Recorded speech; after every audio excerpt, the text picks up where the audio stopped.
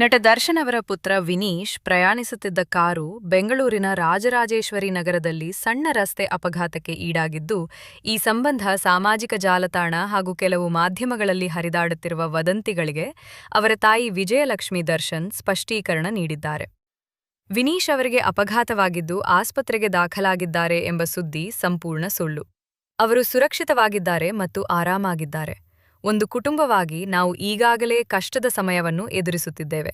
ಇಂತಹ ಪರಿಶೀಲಿಸದ ಮತ್ತು ಉತ್ತೇಜನಕಾರಿ ಸುದ್ದಿಗಳ ಹರಡುವಿಕೆಯು ನಮ್ಮ ನೋವು ಮತ್ತು ಆತಂಕವನ್ನು ಮತ್ತಷ್ಟು ಹೆಚ್ಚಿಸುತ್ತದೆ. ಮಾಧ್ಯಮ ಸಂಸ್ಥೆಗಳು ಸತ್ಯಾಸತ್ಯತೆಯನ್ನು ಪರಿಶೀಲಿಸಬೇಕಾಗಿ ವಿನಂತಿಸುತ್ತೇವೆ ಮತ್ತು ಇಂತಹ ಸುಳ್ಳು ವರದಿಗಳನ್ನು ಯಾರೂ ನಂಬಬೇಡಿ ಅಥವಾ ಹಂಚಿಕೊಳ್ಳಬೇಡಿ ಎಂದು ವಿಜಯಲಕ್ಷ್ಮಿ ದರ್ಶನ್ ಮನವಿ ಮಾಡಿದ್ದಾರೆ.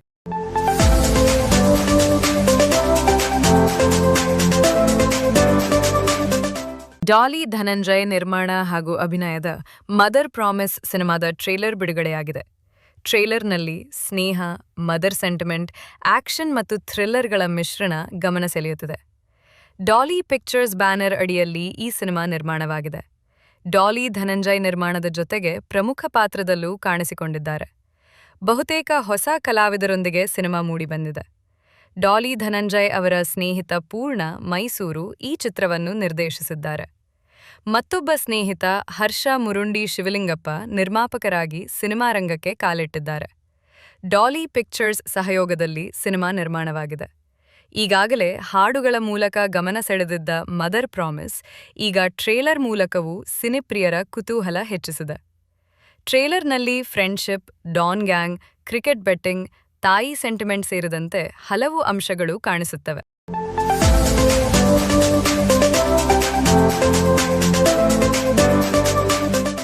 ಆಗಸ್ಟ್ 26ರಂದು ರಾಕಿಂಗ್ ಸ್ಟಾರ್ ಯಶ್ ನಟನೆಯ ಟಾಕ್ಸಿಕ್ ಚಿತ್ರ ಬಿಡುಗಡೆಯಾಗಲಿರುವ ಹಿನ್ನೆಲೆಯಲ್ಲಿ ಸತೀಶ್ ನೀನಾಸಂ ಮತ್ತು ರಚಿತಾ ರಾಮ್ ಅಭಿನಯದ ಬಹುನಿರೀಕ್ಷಿತ ಅಯೋಗ್ಯ 2 ಚಿತ್ರದ ಬಿಡುಗಡೆ ದಿನಾಂಕವನ್ನು ಇದೀಗ ಬದಲಿಸಲಾಗಿದೆ. ಮೂಲತಃ ಆಗಸ್ಟ್ 14ರಂದು ಬಿಡುಗಡೆಯಾಗಬೇಕಿದ್ದ ಈ ಚಿತ್ರವು ಇದೀಗ ಒಂದು ವಾರ ಮುಂಚಿತವಾಗಿ ಆಗಸ್ಟ್ 7ರಂದೇ ರಾಜ್ಯದಾದ್ಯಂತ ಚಿತ್ರಮಂದಿರಗಳಲ್ಲಿ ಬಿಡುಗಡೆಯಾಗಲಿದೆ. ಚಿತ್ರತಂಡ ಪರಿಷ್ಕೃತ ದಿನಾಂಕವನ್ನು ಅಧಿಕೃತವಾಗಿ ದೃಢಪಡಿಸಿದ್ದು, ಅಯೋಗ್ಯ ಚಿತ್ರದ ಸೀಕ್ವೆಲ್ ಅನ್ನು ನೋಡಲು ಪ್ರೇಕ್ಷಕರಿಗೆ ನಿಗದಿತ ದಿನಾಂಕಕ್ಕಿಂತ ಮೊದಲೇ ಅವಕಾಶ ಕಲ್ಪಿಸಲಾಗಿದೆ. ಎಸ್. ಮಹೇಶ್ ಕುಮಾರ್ ನಿರ್ದೇಶನದ ಮತ್ತು ಎಸ್ವಿಸಿ ಫಿಲ್ಮ್ಸ್ ಬ್ಯಾನರ್ ಅಡಿಯಲ್ಲಿ ಎಂ. ಮುನೇಗೌಡ ನಿರ್ಮಿಸಿದ ಅಯೋಗ್ಯ 2 2018ರ ಹಿಟ್ ಚಿತ್ರ ಅಯೋಗ್ಯ ಚಿತ್ರತಂಡವನ್ನು ಒಟ್ಟಿಗೆ ತಂದಿದೆ.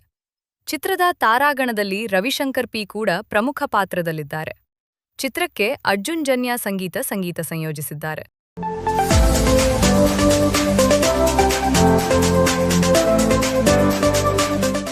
ನಟಿ ಕೃಷಿ ತಾಪಂಡ ಅವರ ಜೀವನದಲ್ಲಿ ಕಳೆದ ಕೆಲ ತಿಂಗಳಿಂದ ಸಾಕಷ್ಟು ಸಂಕಷ್ಟಗಳು ಎದುರಾಗಿವೆ. ಮೊದಲಿಗೆ ಉದ್ಯಮಿ ಅರವಿಂದ್ ರೆಡ್ಡಿ ಜೊತೆಗೆ ವಿವಾದ ಎದ್ದಿತ್ತು. ಅರವಿಂದ್ ರೆಡ್ಡಿ ವಿರುದ್ಧ ದೂರು ಸಹ ಕೃಷಿ ದಾಖಲಿಸಿದ್ದರು. ಆ ಬಳಿಕ ಅರವಿಂದ್ ರೆಡ್ಡಿ ಕೃಷಿ ಮತ್ತು ಈಗ ಮೃತರಾಗಿರುವ ವೈಶಾಖ್ ವಿರುದ್ಧ ದೂರು ನೀಡಿದ್ದರು. ಇದೀಗ ವೈಶಾಖ್ ನಿಧನ ಹೊಂದಿದ್ದಾರೆ. ಕೃಷಿ ತಾಪಂಡ ಅವರ ಅಪಾರ್ಟ್ಮೆಂಟ್ನಲ್ಲಿಯೇ ಉದ್ಯಮಿ ವೈಶಾಖ್ ನಿಧನ ಹೊಂದಿದ್ದು, ಇದೀಗ ಗೆಳೆಯನ ಅಂತ್ಯಕ್ರಿಯೆಗೂ ಹೋಗದ ಪರಿಸ್ಥಿತಿ ಕೃಷಿ ಅವರಿಗೆ ಎದುರಾಗಿದೆ. ವೈಶಾಖ್ ಅವರ ಅಂತ್ಯಕ್ರಿಯೆ ಚಾಮರಾಜನಗರದ ಚಿತಾಗಾರದಲ್ಲಿ ಅಂತ್ಯಕ್ರಿಯೆ ನಡೆಯಿತು. ನಟಿ ಕೃಷಿ ತಾಪಂಡ ಅಂತಿಮ ದರ್ಶನ ಪಡೆಯಲು ಬರುತ್ತಿದ್ದಂತೆ ಸ್ಥಳದಲ್ಲಿ ಹೈಡ್ರಾಮಾ ನಡೆಯಿತು. ವೈಶಾಖ್ ಕುಟುಂಬದವರು ನಟಿಯ ವಿರುದ್ಧ ತೀವ್ರ ಆಕ್ರೋಶ ಹೊರಹಾಕಿದರು. ವೈಶಾಖ್ ಅವರ ಮಾವ ಇನ್ನಿತರರು ಸೇರಿ ನಟಿಯನ್ನು ಅಂತಿಮ ದರ್ಶನ ಪಡೆಯುವುದರಿಂದ ತಡೆದುದಲ್ಲದೆ ನಟಿಯನ್ನು ಅಲ್ಲಿಂದ ಹೊರಗೆ ಕಳಿಸಿದರು. ಗೆಳೆಯನ ಅಂತಿಮ ದರ್ಶನ ಪಡೆಯಲಾಗದೆ ಅಂತಿಮ ಸಂಸ್ಕಾರದಲ್ಲಿ ಭಾಗಿಯಾಗಲಾರದೆ ನಟಿ ಅಲ್ಲಿಂದ ಹೊರನಡೆದರು.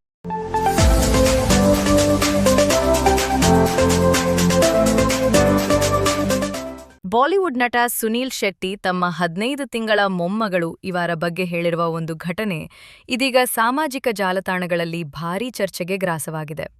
ಭಾರತದ ಪ್ರಧಾನಿ ನರೇಂದ್ರ ಮೋದಿಯವರ ಬಗ್ಗೆ ತನ್ನ ಮೊಮ್ಮಗಳಿಗೆ ಇರುವ ವಿಶೇಷತ ಅಭಿಮಾನವನ್ನು ವಿವರಿಸಿದ ಸುನೀಲ್ ಶೆಟ್ಟಿ, ಅವಳು ಪ್ರತಿದಿನ ಬೆಳಗ್ಗೆ ಮೋದಿಜಿ ಫೋಟೋಗೆ ಸಿಹಿ ಅರ್ಪಿಸುತ್ತಾಳೆ ಎಂದಿದ್ದಾರೆ. ಇತ್ತೀಚೆಗಷ್ಟೇ ನೀಡಿದ ವಿಶೇಷ ಸಂದರ್ಶನದಲ್ಲಿ ಮಾತನಾಡಿದ ಸುನೀಲ್ ಶೆಟ್ಟಿ, ಈ ಅಭ್ಯಾಸ ಹೇಗೆ ಆರಂಭವಾಯಿತು ಎಂಬುದರ ಬಗ್ಗೆ ಕುತೂಹಲಕಾರಿ ಮಾಹಿತಿ ಹಂಚಿಕೊಂಡಿದ್ದಾರೆ. ಸುನೀಲ್ ಶೆಟ್ಟಿ ಅವರ ಪುತ್ರಿ ನಟಿ ಅಥಿಯಾ ಶೆಟ್ಟಿ ಹಾಗೂ ಕ್ರಿಕೆಟಿಗ ಕೆಎಲ್ ರಾಹುಲ್ ದಂಪತಿಯ ಪುತ್ರಿ ಇವಾರಾಗೆ ಒಮ್ಮೆ ವಿಮಾನ ನಿಲ್ದಾಣದಲ್ಲಿ ಆರೈಕೆ ಮಾಡುತ್ತಿದ್ದ ನ್ಯಾನಿ ಪ್ರಧಾನಿ ಮೋದಿ ಬಗ್ಗೆ ಹೇಳಿಕೊಟ್ಟಿದ್ದಾರಂತೆ. ಇದಾದ ಬಳಿಕ ಇವಾರ ಪ್ರತಿದಿನ ಮನೆಯಲ್ಲಿರುವ ಸಾಯಿಬಾಬಾ ಪುಸ್ತಕವನ್ನು ತೆರೆಯುತ್ತಾಳೆ. ಆ ಪುಸ್ತಕದಲ್ಲಿ ಪ್ರಧಾನಿ ಮೋದಿಯವರ ಫೋಟೋ ಕೂಡ ಇದೆ. ಫೋಟೋ ನೋಡುತ್ತಿದ್ದಂತೆ ಮೋದಿಜಿ ಎಂದು ಕರೆಯುತ್ತಾಳೆ ಎಂದು ಸುನೀಲ್ ಶೆಟ್ಟಿ ಸಂದರ್ಶನದಲ್ಲಿ ತಿಳಿಸಿದ್ದಾರೆ.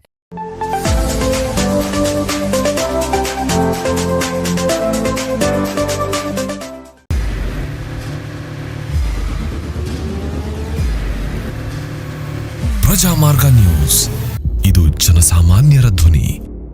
ನಮಸ್ಕಾರ. ನೀವು ನೋಡ್ತಾ ಇದ್ದೀರಾ ಪ್ರಜಾಮಾರ್ಗ ನ್ಯೂಸ್. ರಾಷ್ಟ್ರದ ರಾಜ್ಯದ ರಾಜಕೀಯದ ಬಗ್ಗೆ ಹೆಚ್ಚಿನ ಸಿನಿಮಾ ಅಪ್ಡೇಟ್ಗಳಿಗಾಗಿ ಫಸ್ಟ್ ಲೈಕ್ ಮಾಡಿ, ಸಬ್ಸ್ಕ್ರೈಬ್ ಆಗಿ, ಹಾಗೆ ಫಾಲೋ ಕೂಡ ಮಾಡಬೇಕು.